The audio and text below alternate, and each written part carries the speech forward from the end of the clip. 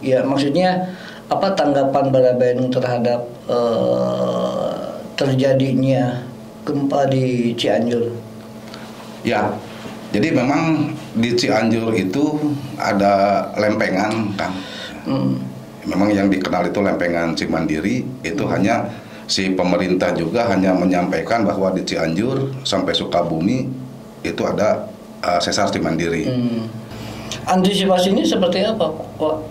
Untuk ya tadi apakah membuat pelatihan?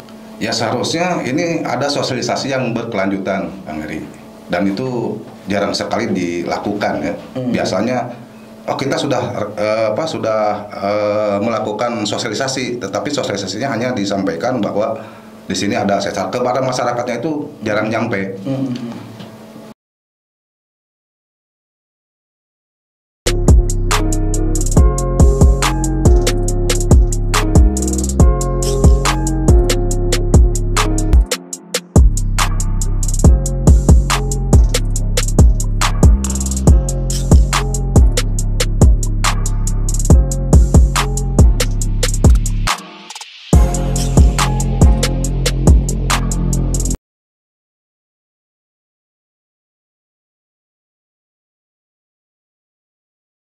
Di sini juga salah satu contoh Kang, di Lembang ya, sesar Lembang itu ramai.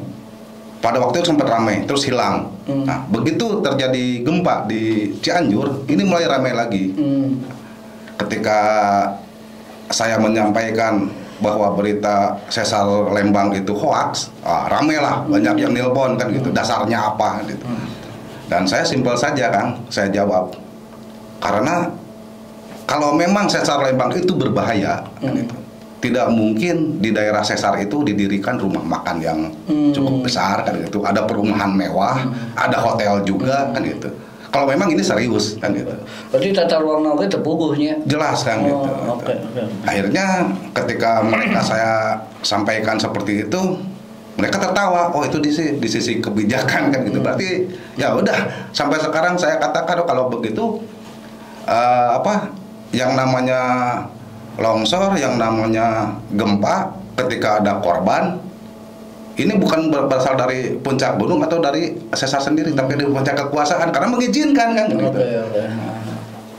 Saya sampai berpikir dan mengatakan kepada beberapa orang teman yang memang fokus kepada sesar Lembang, kalau begitu Anda juga ada indikasi ingin membeli tanah dengan harga yang murah kan, dengan menakut-nakuti. Harusnya sosialisasi kan gitu. Masyarakat dikasih tahu ketika di situ ada sesar Lembang, masyarakatnya harus seperti apa kan gitu. Membangun rumah juga memang yang harus tahan gempa kan, gitu. Karena kalau gempa itu tidak ada korban jiwa, tidak akan menimbulkan jiwa, Kang Heri. Gempa itu kan meninggal karena tertimpa reruntuhan kan gitu. Jadi si pemerintah ini juga harus memberikan sosialisasi kalau ada warga yang memang berada di sesar atau di wilayah lempengan itu harus membangun rumah yang memang tahan gempa. Berarti advokasinya Balai Bandung ini apakah hanya terkait dengan kebencanaan? Karena kan ini korelasinya banyak sih, tadi terkait karena faktor-faktor bencana itu kan di cenah mah di Jian ku jelema oge kan gitunya gitu. Nah, artinya kan gini, ada beberapa kewenangan dan kebijakan yang dibangun oleh pemerintah sendiri kan gitu ya tadi. Ketika persoalan-persoalan perizinan pembangunan perizinan fisik fisik untuk apakah itu untuk menjadi membangun ekonomi individu atau publik dan sebagainya lah gitu. Nah, ketika ada sebuah persoalan perizinan itu kan apakah ini memang masih menjadi sebuah wilayah advokasi Balai Bandung atau gimana ini konteksnya? Karena kan luas juga ketika berbicara bencana kan berbicara semuanya gitu ya. Berbicara dengan hak asasi manusia, terus berbicara masalah tadi ada tata ruang kota atau tata ruang wilayah yang memang tidak bersinergis dan sebagainya. Ini kan sangat sangat simpel sekali gitu loh. Nah, saya kembali lagi kepada yang tadi kebijakan persoalan nyasa etik olehnya pengadaan fasilitas itu. Ini saya tertarik di situ gitu loh. Tertarik di bagaimana Baraya Bandung ini yang memang toh-tohan membangun atau ya bukan menyadar kumanya konsepnya mengajak masyarakat untuk menjadi relawan dalam kebencanaan ini. Nah, kembali lagi tadi bahwa apa saja yang sudah dilakukan oleh Baraya Bandung sendiri nih. Ruang lingkupnya kan tadi kan Baraya Bandung udah ke Kediri, ya ke Jogja, ke Pangandaran, dan banyak apa yang sudah dilakukan oleh Baraya Bandung sendiri. Nah, kita fokuskan dalam hal ini saat ini gitu. Baraya Bandung konsen di mana? Sedangkan kan tadi ya nggak tahu apakah memang keanggotaan Baraya Bandung ini sudah berada di beberapa wilayah gitu ya, ada yang di Cianjur, ada yang di Garut atau di beberapa daerah yang lain. Nah, untuk membangun konsep sistem manajemen siga kumaha wae eta teh. Ya. Jadi kita mencoba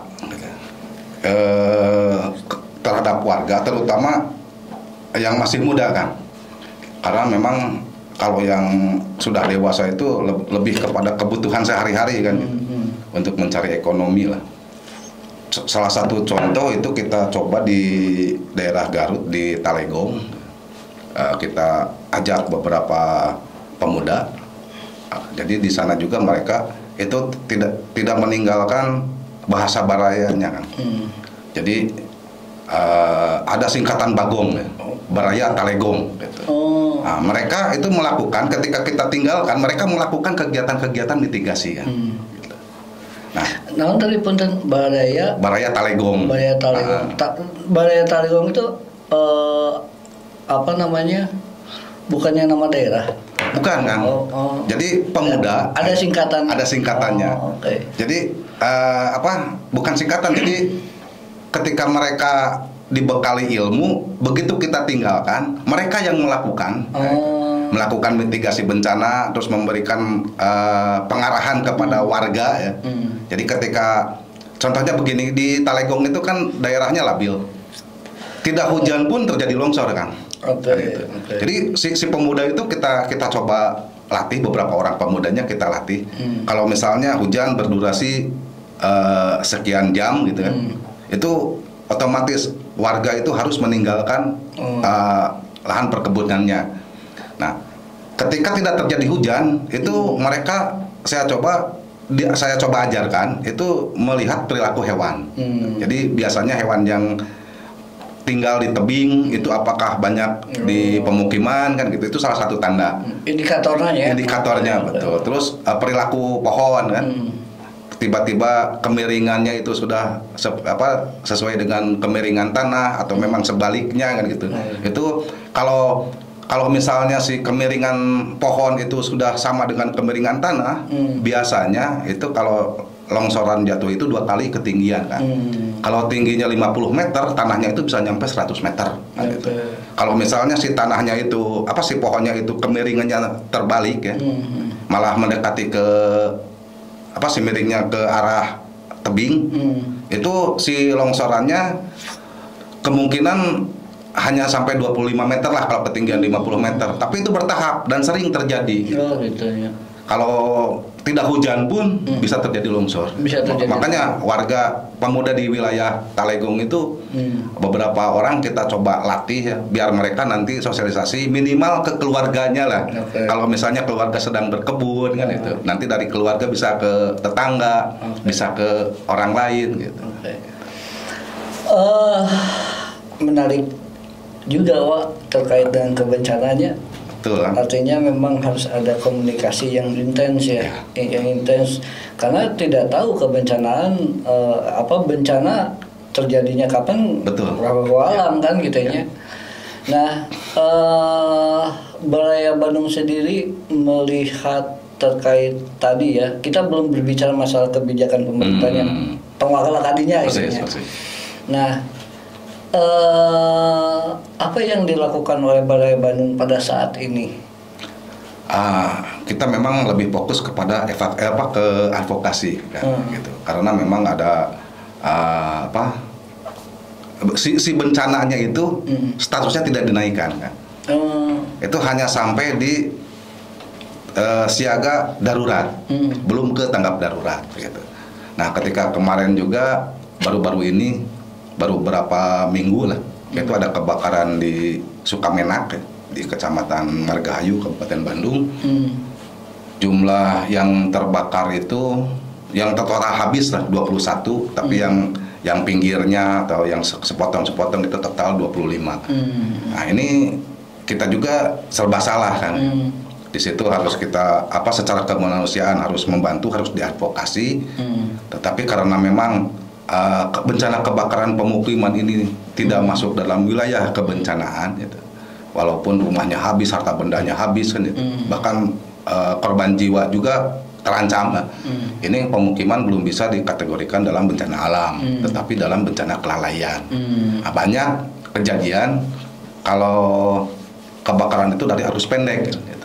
Dan PLN ketika kita kejar, PLN nggak bisa mengklaim karena instalasi ke rumah itu dipasang oleh amatir. Kalau PLN kan sampai ke meteran, kita susah juga advokasinya. Itu di listrik ya, masih betul.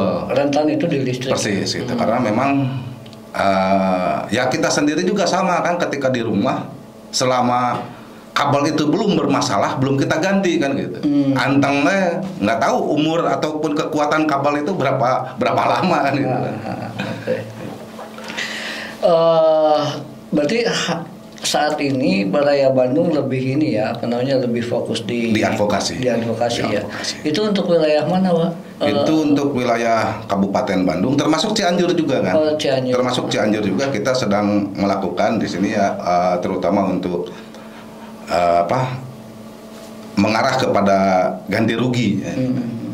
Karena memang banyak pihak. Jadi repotnya ini tahun politik kan, kita juga hati-hati lah.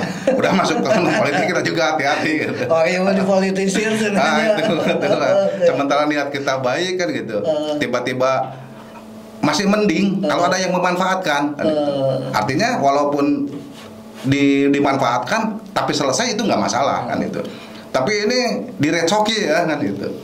Jadi kita hati-hati juga. Gitu. Balai Bandung sebetulnya nggak seperti itu juga kan, karena memang sekarang itu digunakan peraturan Permendagri ya, nomor 90 ke tupoksi. Jadi si BPBD itu bisa sekahayang sorangan kan gitu, karena sekarang itu tidak divisi, walaupun ada bidang rehab rekon kan, tetapi ada dinas terkait lah yang melakukan hal seperti itu. Lalu untuk bantuan-bantuan juga sama, itu ada dinas terkait ya.